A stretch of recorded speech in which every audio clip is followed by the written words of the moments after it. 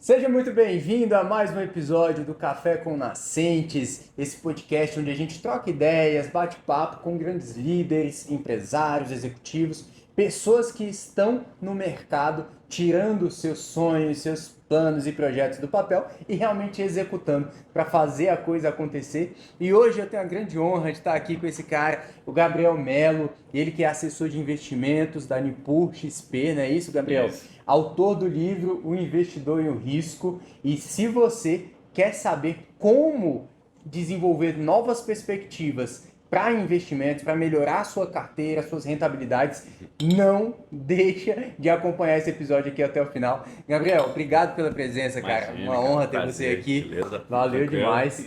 E eu queria que você começasse se apresentando para a galera, para o pessoal entender um pouco mais quem é o Gabriel, tanto pessoalmente quanto profissionalmente, e como que o Gabriel chegou nessa posição que está hoje, como consultor, como autor, trabalhando essa perspectiva das finanças, da educação financeira como um todo. Se apresenta aí para a galera, por favor. Fala, Guilherme, fala pessoal, um prazer enorme estar aqui contigo e estar aqui com todos vocês.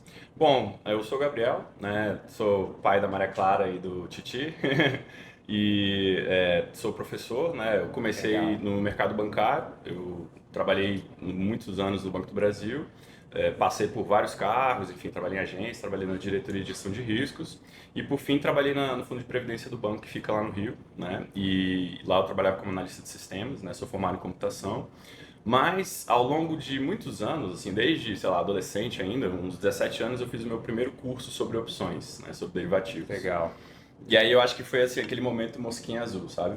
Tipo, algo me chamou muita atenção e aí na sequência eu calhei de ver o filme que chama A Fraude, em português, né? Em inglês é Rogue Trader, que é uma história real, né? Isso vocês vão ver, pessoal, nas minhas aulas eu comento muito. O mercado financeiro é tão fantástico que não tem muito espaço para ficção, entendeu? É só história real. Então, tipo, esse filme A Fraude é a história da queda de um grande banco, né, da Inglaterra, um banco mais de 200 anos, que financiou as estradas de ferro, enfim, tinha conta da rainha e tudo mais. E um cara, uma única pessoa, quebrou um banco de 200 anos, né? Nossa. Então, para você ver como é que é a situação, tipo, imagina, um cara operando lá em Jacarta, lá na Indonésia, fazendo operações. Ele teve um momento de auge, onde ele, poxa, chegou a ter 20% do resultado do conglomerado financeiro sendo gerado por ele, sozinho. E aí nessa hora, pô, alguém reclamou? Vista grossa total, né? E aí, quando ele começou a ter problemas, ele achou um jeito de achar erros, enfim, não tô dando spoiler do filme, mas enfim, no final caiu, né, cataclismicamente, mas nesse filme ele cita o nome do George Soros. E aí o George Soros é um cara que, quando eu ouvi esse nome dele, me chamou a atenção pelos tipos de referência que tinha nele no filme, né? E aí com 18 anos eu comprei um livro dele, que na verdade nem comprei, eu baixei o PDF, porque eu não tinha ainda para vender aqui no Brasil, mas eu achei o PDF, enfim, consegui baixar em inglês mesmo, comecei a ler e tal. E naquele livro ele trouxe ideias assim muito contracorrentes assim do cenário das pessoas tradicionais que estavam à minha volta, sabe? Então assim, eu via que, pô, a forma desses grandes caras de investir era muito radicalmente diferente, assim, a forma de pensar não chegava nem próximo do que as pessoas normais, vamos dizer assim, né, do que as pessoas com um apetite a risco menor, talvez, consideram, né?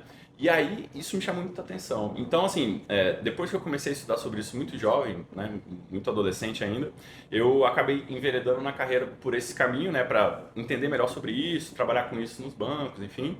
E, por fim, acabei saindo do banco por questões mais de família e aí a XP me achou, me convidou, né? Pô, eles insistiram bastante e tal. Ah, vem trabalhar com a gente. Eu lembro que, tipo assim, eu tava meio num período sabático, né? Ah, e tal, descansado depois de muito tempo trabalhando. E aí eles insistindo e tal, e eles falaram assim, ó, mas vai ter um evento aqui que vai ter o Bill Gates. Se você fizer a prova, a gente te dá o convite. Ah, agora eu vou. Pegaram bem na É. motivação mesmo. Aí eu, então tá, beleza. Aí eu fiz a prova, acabei passando. Na época o mercado tava super aquecido. E aí então vários escritórios me ligaram e calhou que, pô, o pessoal da Nipur, eu gostei deles, né? Aí resolvi dar a chance e estamos aí. Já vamos fazer 6 anos. Hoje o escritório está com 8 bi sob gestão, né? Quando eu entrei era 250 milhões, Nossa. né? Hoje a gente já deve ter uns 150 assessores, né? Fui o sexto a entrar, né? E assim, fico muito feliz, né? Porque a gente vem crescendo, vem entregando, né? E os clientes, graças a Deus, nesse business, eu acabei optando por um modelo mais online. E aí, tipo assim, eu não tenho muito contato físico, assim, com os clientes, né? Então, Uhum. sei lá, uns 70% dos meus clientes eu nunca cheguei a conhecer pessoalmente, né? Vieram de indicações, enfim, né? De parentes, de outros clientes e tal. E graças a Deus estou aí, né? Tocando a vida nisso. Mas, assim, o meu grande tesão é justamente trazer essa visão que é muito contracorrente para um nível de mainstream, vamos dizer, que talvez nunca tivesse visto algo desse tipo, né? Uhum. Então, são pouquíssimos os investidores, influenciadores do Brasil que falam sobre operar vendido. A maioria, quando fala de derivativos, fala para você comprar o pozinho, né? É você comprar aquela coisinha de 1, 2 centavos que se cair um cometa e o negócio for para R$ 1, você fica multimilionário um dia, quem sabe, né? E aí tem gente que chama isso de seguro. Você comprar um troço desse, é que nem você falar que comprar um bilhete de loteria é um seguro. Vai que você corre o risco de ficar milionário, como se fosse assim, sabe? Isso não é um seguro. Tá longe de ser, né? Então, assim, e aí, tipo, eu realmente quero entrar nesse mercado fazendo um contrapeso a essa galera que vende ilusões de que você só pode ganhar dinheiro comprando. Uhum. Não, cara.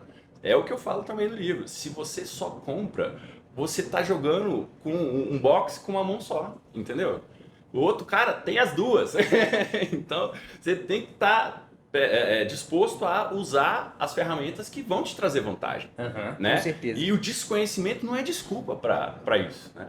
Mas enfim, falei um monte. E esse um pouco sou eu. Cara, muito bom, muito bom. E eu acho bacana você trazer essa perspectiva, você falou que é professor também, trazer essa perspectiva da educação.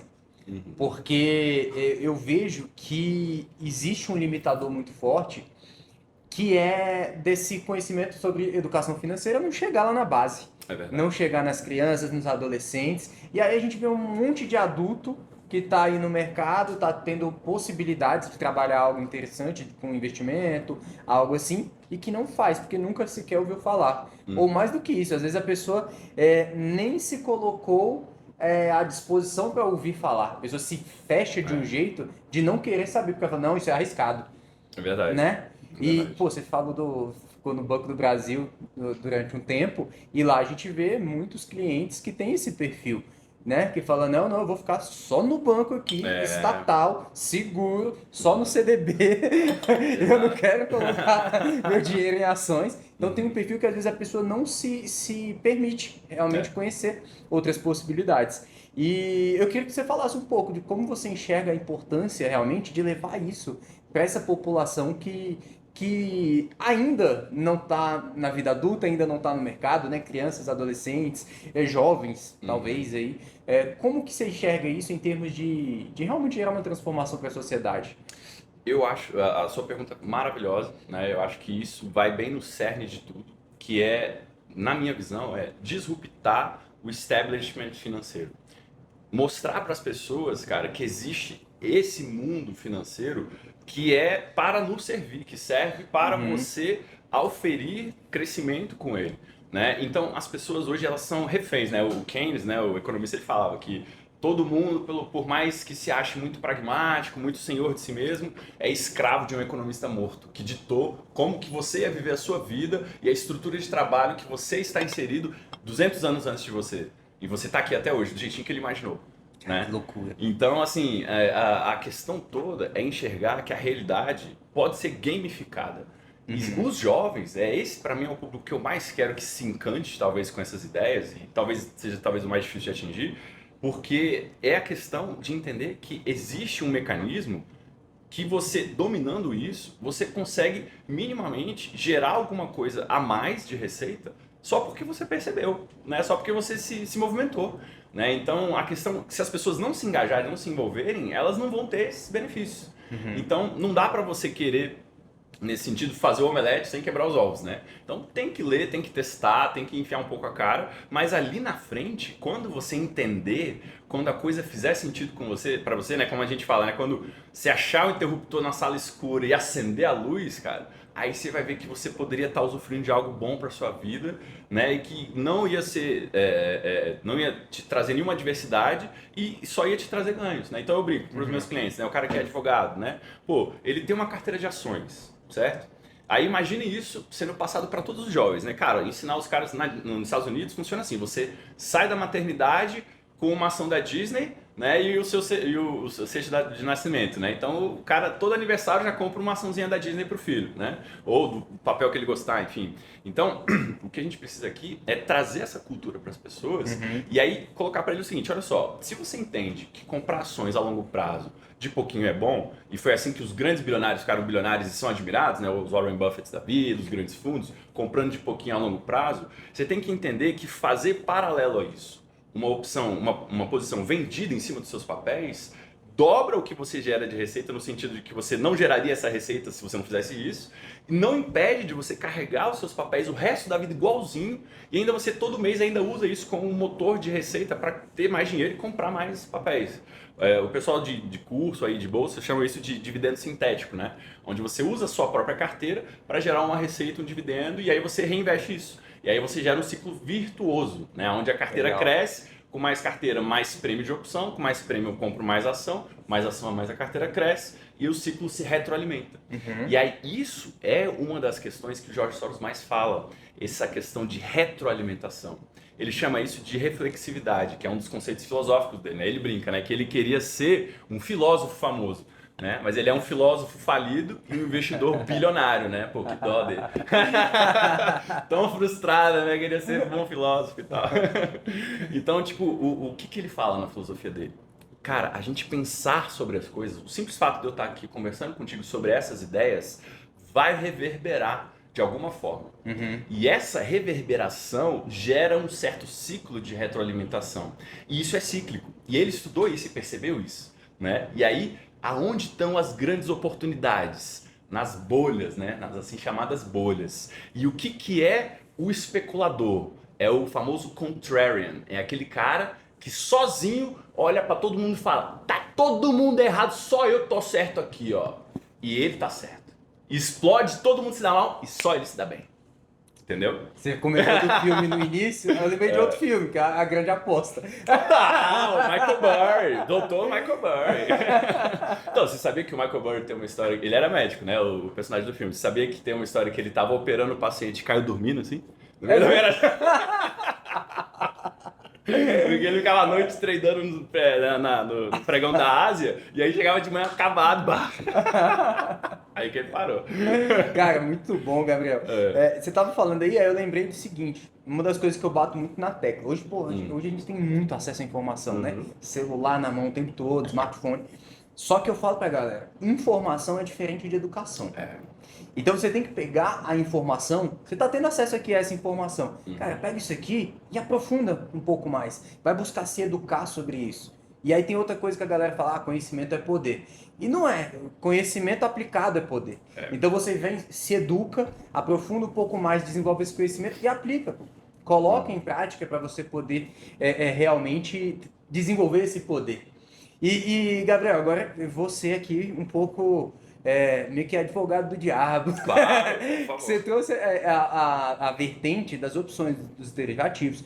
E aí eu quero te perguntar o seguinte, vamos pegar nosso cenário atual. Pô, a Selic tá lá em cima. Cara, por que eu vou pegar um capital que eu posso deixar ali com um investimento mais seguro, entre aspas, com uma rentabilidade boa, e vou expor um risco maior? Qual que seria a vantagem desse risco-retorno? Como é que você enxerga isso? Cara, excelente pergunta novamente. Por quê? Porque isso é a coisa que eu mais advogo. O Nassim Taleb, ele escreveu aquele livro Cisne Negro, né? No livro, ele cita uma estratégia que chama a estratégia dos halteres. E o que é essa estratégia? Ele fala o seguinte, você tem que ter uma carteira que tem dois pilares. Um é um pilar sólido de ativos sem risco, de alta liquidez, como títulos públicos, por exemplo, que estão rendendo uma barbaridade aí, 14, 15% aí, às vezes dependendo do prazo, né? E aí você coloca isso dentro de uma caixinha. Na segunda caixinha, aí é a caixinha do tiro, porrada e bomba. Aqui você coloca startup, venture capital, posições vendidas, ouro, criptomoedas, diamante, urânio, entendeu? O que você achar que você possa investir de exótico, diferente, né? Fundos de private equity alavancados, MicroStrategy, né? Que é aquela empresa que só compra Bitcoin. E aí você coloca nessa segunda caixinha. E aí, o que é, respondendo a tua pergunta, o que é a minha estratégia nesse contexto aí? Você não abre mão dos seus títulos públicos sólidos. Você mantém eles aqui. E aí o que você faz? Isso que é o lindo da coisa. Você não abre mão de toda essa segurança, desse momento conjuntural fabuloso de travar juros altíssimos e aí usa isso de colateral para as posições vendidas. Então o colateral não precisa ser só a ação e nem precisa ser a mesma ação da opção que você está vendendo. A bolsa precifica tudo. Entendeu? Então, ela vai precificar o seu colateral, seja ele qual for, e vai precificar a sua posição vendida, seja ela qual for. E isso também, só pegando um ganchozinho técnico bem rápido, para esclarecer uma coisa que é um erro fatal de 90% dos caras que falam de opções que eu vejo quando falam de travas. Para bolsa, cara, uma trava é uma posição comprada e uma outra vendida logo acima ou vice-versa. Mas a ideia é que a parte comprada proteja a parte vendida no cenário se o papel for contra. Só que isso é um erro conceitual, cara, porque só vai proteger se você exercer. Entendeu? Se não, a bolsa enxerga, o sistema da bolsa enxerga um colateral qualquer. Então aqui, em vez de ser uma posição comprada de opção, poderia ser ouro, poderia ser dólar, poderia ser título público, poderia ser ação da Petrobras. Só que, do ponto de vista do sistema da bolsa, o colateral posição comprada em opções é um lixo, porque ele perde valor horrores, entendeu? Ele tende a zero. Sacou? É o seguro que você não está usando e que está perto de vencer. Ele tende a zero em termos de ganho, de prejuízo total, 100% de prejuízo para quem comprou e 100% de ganho para quem vendeu porque não vai usar. Né? Então, essas opções, enquanto colateral, no cálculo de margem, elas são muito ruins como proteção. Só que a galera ainda acha que é proteção. Beleza, você vai ter que desembolsar um caminhão de dinheiro para exercer a sua posição integral e usufruir daquela proteção ali. Se for só zerar a posição depois, cara, você poderia ter sido muito feliz comprando título público que nunca vai cair, em vez de comprar um troço que tende a zero para ser a sua proteção. Entendeu? Nossa, sensacional. Faz total sentido isso. Né? Cara, e muito bom essa visão de você ter as diferentes posições ali. E me diz uma coisa, o que você enxerga, se existe algo que você preconiza dentro da sua metodologia, em termos de balanceamento de carteira? Quantos por cento a gente coloca para esse risco a mais? Você vai levar muito em consideração o perfil do investidor, você vai fazer uma análise caso a caso, tem mais ou menos um padrão do que costuma ser mais assertivo no mercado a longo prazo? Como é que é isso dentro da sua metodologia? Então, essa estratégia é um troço que é difícil de você mensurar o seu apetite a risco. Porque a questão toda é que o que a gente está operando não é nem dinheiro e nem ativos. O que a gente está operando é garantias. Eu estou trocando uma posição que tem uma garantia mais cara, buscando uma garantia que me custe menos e me traga mais dinheiro, mais prêmio. Então, todo trade que eu faço é de garantia por garantia. E aí calha de sobrar um dinheiro nesse processo. Então, o controle de risco dentro dessa estratégia é o quanto você vende dado o seu colateral. Mas aí que entra a arte dentro da técnica, né? Olha só, o sistema da corretora, porque assim, aí de novo um pedacinho técnico para fazer um sentido. Eu tenho a garantia da corretora e a garantia da bolsa. Elas são diferentes, calculadas diferentemente e com responsáveis diferentes. Mas elas são em cima da mesma garantia, que é o dinheiro único do investidor. Então, em cima das suas posições, a bolsa calcula o seu risco e a corretora que você está vinculado calcula o seu risco. E aí, para você saber o quanto você precisa ter de cobertura, você tem que juntar as duas coisas. A maioria das pessoas nem sabe que tem essas duas coisas, entendeu? Então, você tem que olhar as duas em conjunto. Só que isso também traz uma vantagem, não é só risco. Por quê? Porque pensa comigo, se eu faço uma aposta que um papel não sobe e que o papel não cai, elas são opostas entre si, concorda? São espelhadas, que a gente chama. Então, se a corretora chamar uma garantia de 10 aqui, ela não pode chamar mais 10 aqui, concorda? Porque aqui é o oposto disso. Se isso acontecer, isso não acontece. Então, você sempre consegue, de uma certa forma, trabalhar na intersecção entre as margens de opções espelhadas. Porque o sistema ele tem uma prerrogativa que é o seguinte, para proteger a corretora, como é que ele calcula o risco? Ele calcula sempre o pior cenário para o investidor. Só que o pior cenário para o investidor é só um, entendeu? Não pode ser dois cenários ao mesmo tempo. Então ele vai numa direção. E aí o que acontece? Pensa comigo, se o sistema ele só pode penalizar uma das pontas, então, por exemplo, está caindo muito, então as puts estão ficando caras, né? Então, eu vou vender put. Aí, se a margem vier contra mim, eu posso comprar um pouquinho de put e vender call, fazer um balanceamento interno nesse espelhamento de posição, e aí com isso eu consigo tirar mais grana do mercado sem tomar chamada de margem, porque o sistema não vai poder me onerar nas duas pontas, ele só pode escolher um cenário ruim, entendeu? Então ele já acha que aquele lá é ruim, então esse aqui não é. Então aqui eu consigo tirar mais grana sem tomar dano de margem, entendeu? Então assim, operando dessa forma espelhada, você consegue fazer um hedge natural. Então significa, em outras palavras, que você faz um seguro de carro onde a seguradora te dá um dinheiro. Você não paga, você recebe para ter a proteção. Então, eu fiz a aposta recebendo e fiz o seguro recebendo também. E os dois eu boto para render, em títulos que não caem. E deixo as apostas se batendo. E aí, só uma das duas pode ir contra. E aí, nesse processo, uma das proteções é isso. Como elas são opostas, só uma pode dar errado. Aí, essa que deu errado eu pego, splito ela em duas contrárias entre si novamente. Então, a parte principal do risco nesse processo não é as métricas e valores em específico, mas é a gestão ativa de rolar as posições que começarem a ficar muito contrárias. E aí, se você faz isso jogando nas duas pernas, você tem essa vantagem extra de ter como se fosse uma segunda vida, né? Porque, pô, se você aposta só na alta e aí vem baixa, cara, perdeu. Agora, se eu aposto espelhado, uma das minhas duas sempre vai estar dando certo. É que nem eu jogar em bolão apostando no empate, você já sai ganhando. E aí, você desenvolve aí essa estratégia e em paralelo ainda tá ali correndo os investimentos em título público, Isso. renda E não, fixa. aí a questão da diversificação que você perguntou. Como é que eu acredito em diversificação? Eu acredito em diversificação a partir dessa estrutura base. Legal. Porque eu não vejo nada no mercado, cara, mais interessante, sinceramente, de tudo que eu pesquisei em mais de 20 anos, em termos de estratégia de alocação, onde você faz um combo com tantas casinhas, assim, você aglutina tantas formas de ganhar dinheiro ao mesmo tempo. Então, o que eu faria de diversificação, né? O que eu acho massa? Pô, no alter lá das coisas sólidas, você diversifica em coisas sólidas ali. Então, títulos de outros países, créditos privados, né? Vai diversificando dentro dessa classe, dessa segmentação. Mas esses aí talvez não sirvam de garantias, né? Então, é só para você ter uma coisa diferente, uma taxa mais alta, enfim. E no pilar mais arriscado, aí você pode colocar ações, pode colocar BDRs, criptomoedas, ouro, né? Mas comprando aos poucos com os ganhos da receita mensal que você gera. E não com o seu capital primário. Entendeu? Porque é o que o Warren Buffett fala, cara. Primeira regra, não perder dinheiro. Segunda regra, não perder dinheiro. Terceira regra, lembrar das duas primeiras. Então, tipo assim, para não perder dinheiro, você não pode comprar algo assim com seu dinheiro próprio, que é o mais caro, que tenha algum risco grande de cair. Você investe, o que render, aí você diversifica em coisas que tenham mais risco de cair.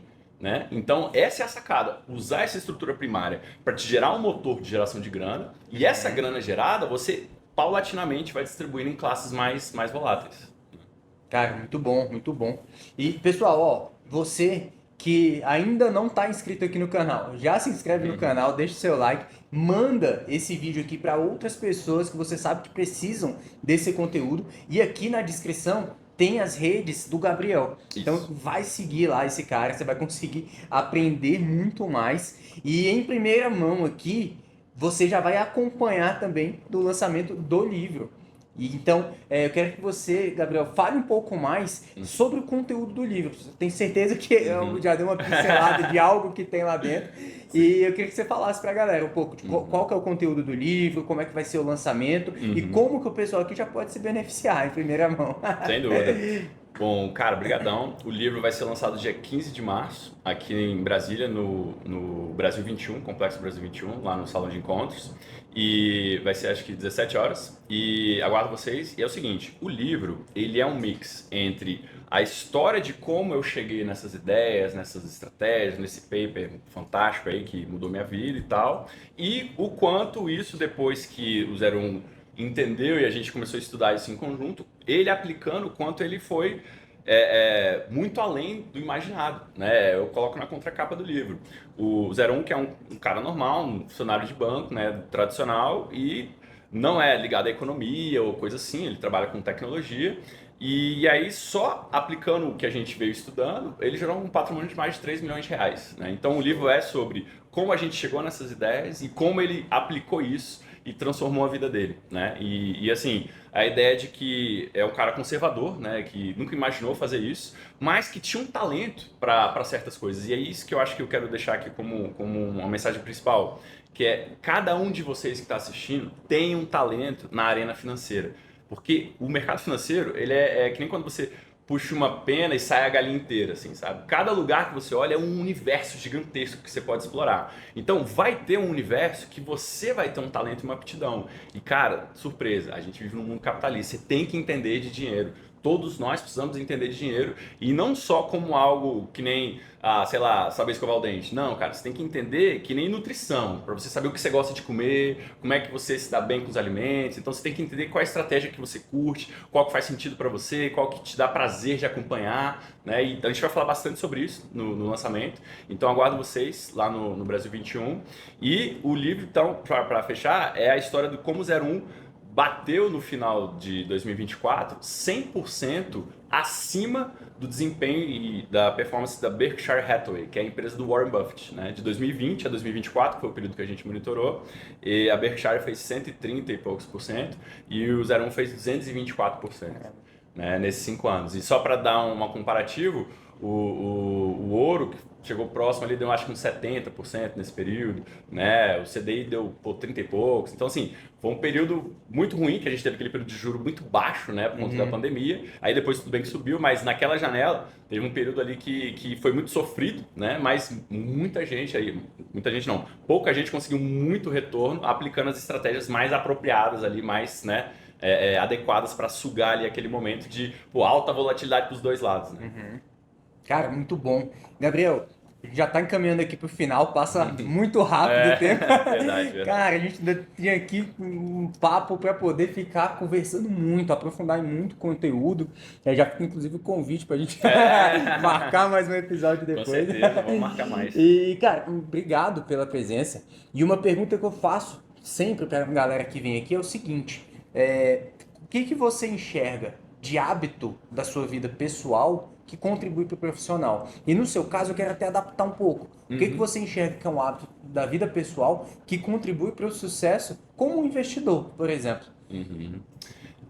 Eu acho que um excelente hábito para o investidor, né, e que eu busco fazer é meditação. Eu gosto muito de meditar. Eu faço yoga já vai fazer uns 2 anos, né?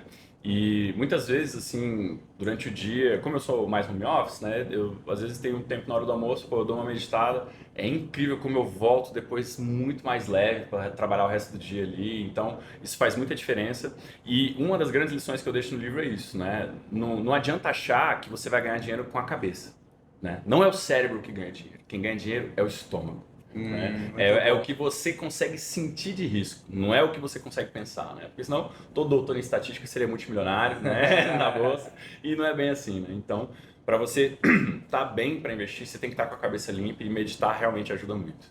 Muito bom, Gabriel. Cara, brigadão pela presença. Imagina.